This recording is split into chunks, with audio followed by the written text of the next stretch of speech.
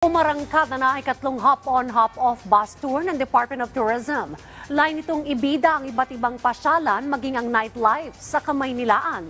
Yan ang ulat ni Benji Durango. Hop-off Entertainment Hub, Love the Philippines. Cheers! Mabuhay! Hop-on! Hop-off! May dahilan naman kasi talaga para magsaya ang Department of Tourism ngayong araw. Bumiyahin na kasi ang ikatlong hop-on, hop-off sa NCR. Pasay Parañaque naman ang ruta na talagang kagigiliwan ng mga turista.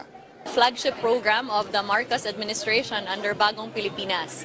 Na-launch po natin una doon sa City of Makati, our business hub. Sinundan po yan doon sa City of Manila, our culture hub.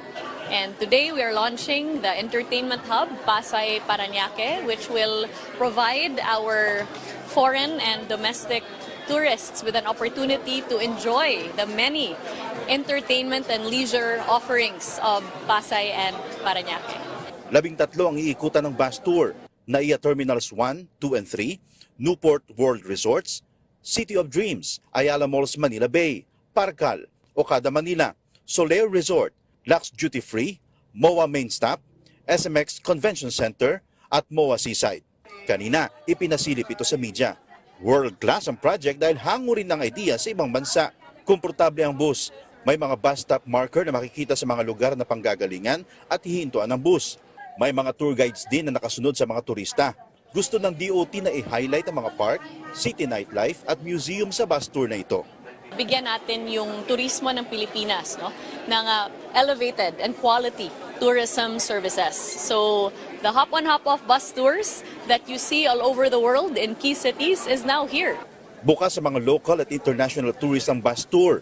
Ang pinakamurang bayad, 1,299 ang kada isang tao.